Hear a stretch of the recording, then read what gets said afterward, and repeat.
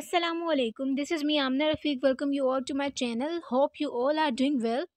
So, in our today's class, we are going to discuss about the verbs and the voices. Voice is the form of verb takes to indicate whether the subject of the verb performs or receives the action. अब जो हमारे पास subject होता है, voice हमें क्या indicate कर रही होती है? जो हमारे पास सब्जेक्ट है, whether it's going to perform the action or to receive the action. This is the main thing we observe in the voices. So there are two types of voices, active voice and passive voice. Active voice. It is used to show that the subject of the sentence is performing or causing the action. अब जो हमारे पास active voices हैं वो हमें ये show करती हैं कि सब्जेक्ट इसके अंदर क्या कर रहा है, परफॉर्म करने जा रहा है एक्शन, यानी कि जो सब्जेक्ट है हमारा वो उस वक्त क्या कर रहा है, एक्शन को परफॉर्म कर रहा है. So in active voice there is the subject who is going to perform the action. Example, Ali threw the basketball before the buzzer. यहाँ पर अली ने क्या किया, बास्केटबॉल को थ्रू किया, फेंका. ठीक है, अब उसने क्या करा, एक्शन को परफॉर्म किया. ठीक है, so there is the subject Ali who is going to perform the action who through the basketball. ठीक है, अब यहाँ पे एक एक्शन परफॉर्म हुआ, बास्केटबॉल को फेंका गया, और एक्शन का परफॉर्मर कौन था, सब्जेक्ट जो कि अली था. ठीक है, so this kind of sentences comes an active voice. Ali shoot the basketball from the free through line. ठीक है, अली ने ही यहाँ पर बास्केटबॉल को शूट किया. ठीक है, and Ali score 3 points. Ali ने स्कोर किया 3 पॉइंट्स. ठीक है, so Ali is the subject who is performing the action in these sentences. So this kind of sentences are known as active voice. Direct sentences we can say that. Okay, active voice के examples में Ali wrote the letter. Okay, more example, Ali wrote the letter. So the Ali is the subject who performs the action denoted by the verb write. Write किया गया letter जो कि अली ने किया. So Ali subject है जो perform कर रहा है action. ठीक है, so एक्टिव वॉइस में जो सब्जेक्ट होता है वो एक्शन को परफॉर्म कर रहा होता है. Simple. Passive voice. Passive voice is used when we want to emphasise the action, the verb और the recipient of the action. अब ये हम पैसिव वॉइस किस लिए यूज़ करते हैं, जब हमें एम्फसाइज करना हो, जोर देना हो ऑब्जेक्ट पर जिस पे एक्शन परफॉर्म हो रहा है. ठीक है, so there is the recipient of action is object, like the ball. ठीक है, this is used as an object, but in this case we put the object at the place of a subject. ठीक है, the ball was thrown by Ali. ठीक है, the basket was shot by Ali. the score was made by Ali.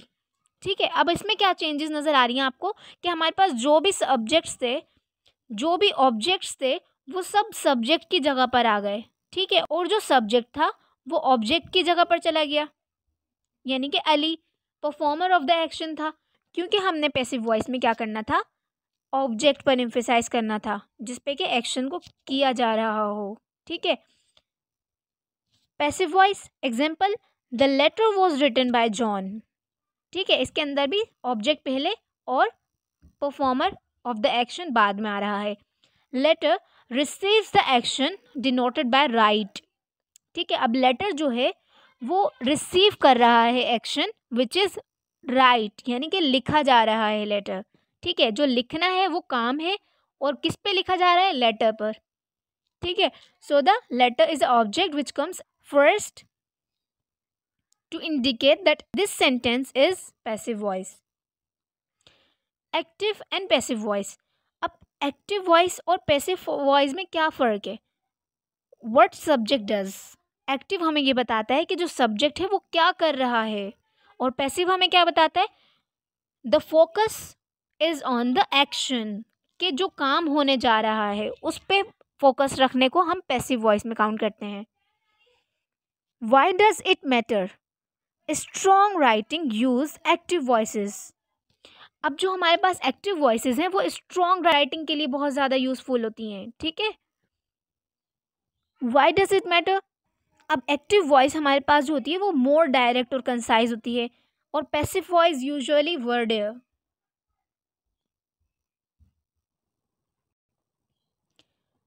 और passive voice हमारे पास mainly indirect type of sentences हैं जिसको हम डायरेक्ट वे में नहीं कर रहे होते, ठीक है, डायरेक्ट वे में नहीं कह रहे होते, ठीक है।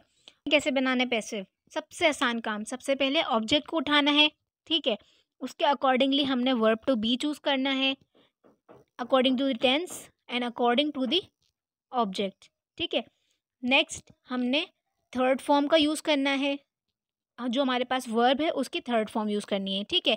बाकी अपने जो सब्जेक्ट है उसको ऑब्जेक्टिव में चेंज करने के लिए उसकी टाइप चेंज कर देनी है, यानी कि जो सब्जेक्टिव था उसको ऑब्जेक्टिव बनाने के लिए हम जिस तरह वर्ड के अंदर चेंजेस करते हैं, लाइक आई की जगह पे मी यूज़ करते हैं, वी की जगह पे अस यूज़ करते हैं, दे की जगह पे देम यूज़ करते हैं, और ही की जगह पे हिम, शी की जगह पे हर।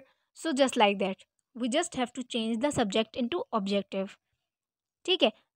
Next, okay, examples. Active voice, the children ate cookies. अब यहाँ पे हमने क्या क्या पकड़ना है भाई? हमें सबसे पहले तो हमें ऑब्जेक्ट पकड़नी है। सो ऑब्जेक्ट क्या है यहाँ पर?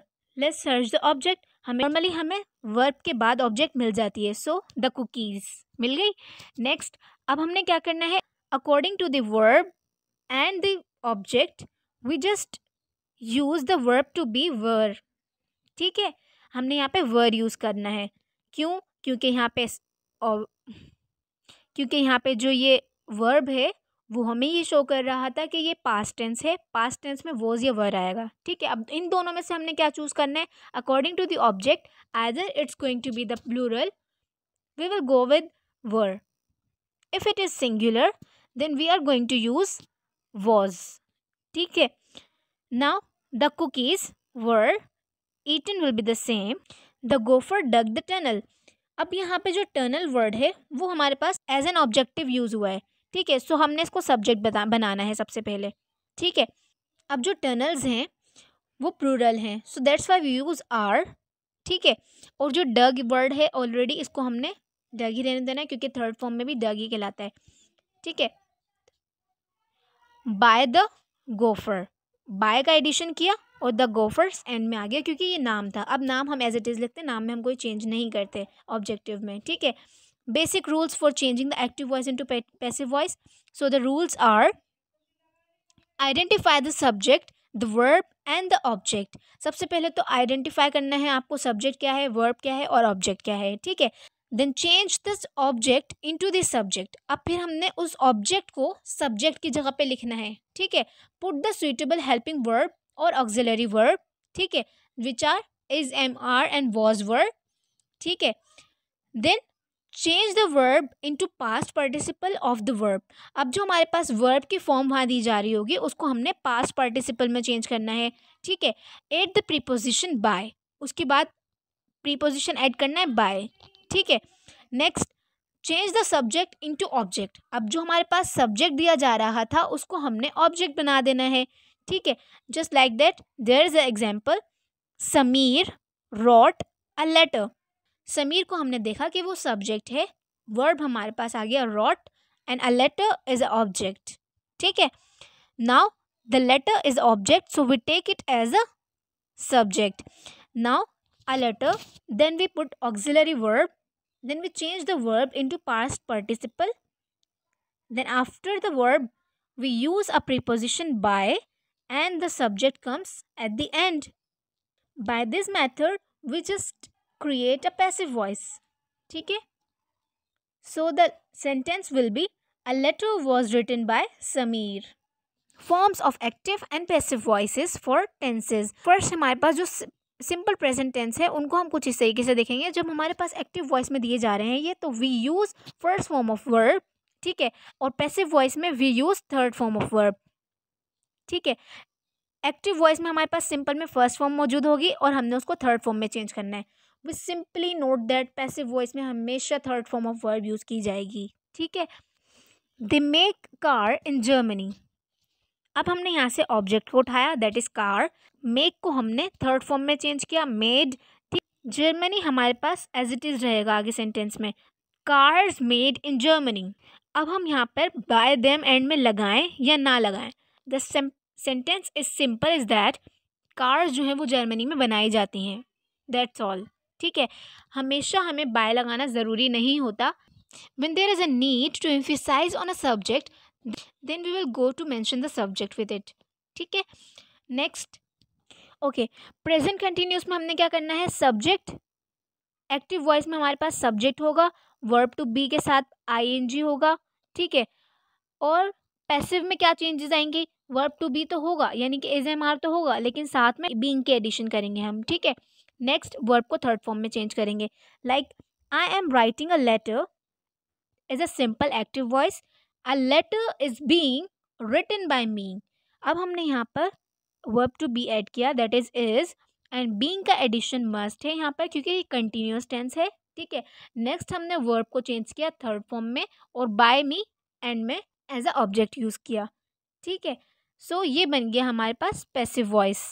Next example, mother is baking a cake. A cake is being baked by mother. Baking की जगह पे बेक्ड थर्ड फॉर्म ले ली और बीइंग और वर्ब टू बी का एडिशन भी करना है यहाँ पर। ठीक है, ये बन गया हमारा passive voice. Okay, past simple. अब पास्ट सिंपल में हमारे पास वर्ब दिया जा रहा है, जो भी उसको हमने चेंज कर देना है वॉज वर्ब के साथ थर्ड फॉर्म में। ठीक है, example, Riya paid the bills. अब उसको चेंज करने के लिए हमने सबसे पहले ऑब्जेक्ट उठाना है, the bills were paid by Riya. ठीक है, the teacher called the student was called by the teacher. She did not buy the fruits were not bought by her.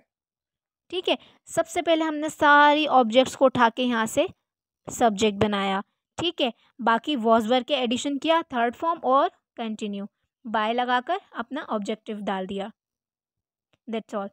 Past continuous में हमने क्या करना है, एक्टिव वॉइस में वॉज वर्ब और verb के first form plus ING use करते हैं, लेकिन यहाँ पर हमने वॉज वर्ब के साथ बीइंग लगा देना है क्योंकि ये कंटिन्यूस है और वॉज वर्ब हमने पास्ट को शो करने के लिए लगाना है। बाकी हमने थर्ड फॉर्म में they were watching TV when I got home. TV was being watched when I got home. ठीक है, हमारे पास यहाँ पे ऑब्जेक्ट था टीवी, सो टीवी देखा जा रहा था जब मैं घर पहुँचा। ठीक है, मेन हमारा फोकस किस पर होता है, सिर्फ ऑब्जेक्ट पर। More examples, they were waiting for him. Active voice में सिंपल सेंटेंस है, इसके अंदर से हमने उठाई ऑब्जेक्ट। हिम यहाँ पे ऑब्जेक्टिव था, उसको सब्जेक्ट में चेंज करने के लिए हमने नॉर्मली ही यूज़ करा और फिर was to be form of a verb and then being waited for by them. Esther was learning French. French was being learned by Esther.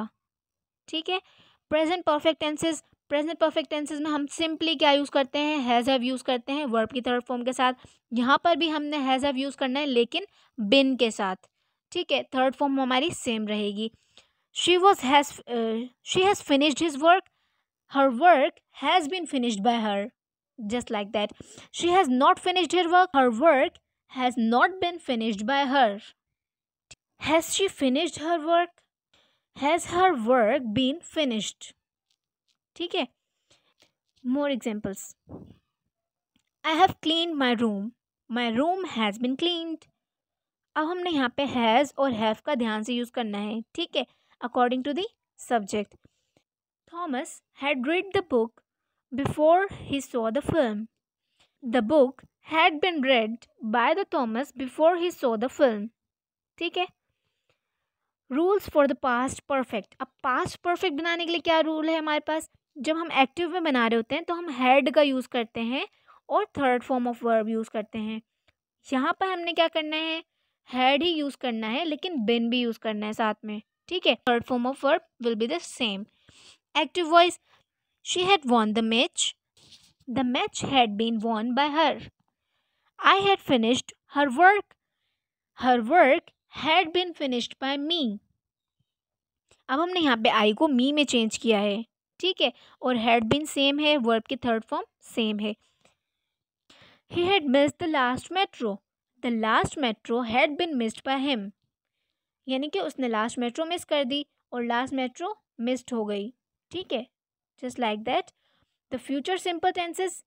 I will write a test paper. A test paper will be written by them. अब यहाँ पे हमने B form में will के साथ B Ed किया. ठीक है. Active voice. He will write a letter. A letter will be written by him. He will repair her cycle. Her cycle will be repaired by him. He shall start the meeting. The meeting shall be started by him. ठीक है. More examples. Meena will not have changed the bed sheet. Meena will not have changed the bed sheet. The bed sheet is not have been changed by Meena. They will have won the match. The match will have won. The match will have been won by them. Reena will have washed the shirt. The shirt will have been washed by Reena. Okay, so this is the end of our class. Hope you understood well. If you like this video, please give it a thumbs up. Please subscribe my channel for more videos. See you in the next lecture. Take care. Allah Hafiz.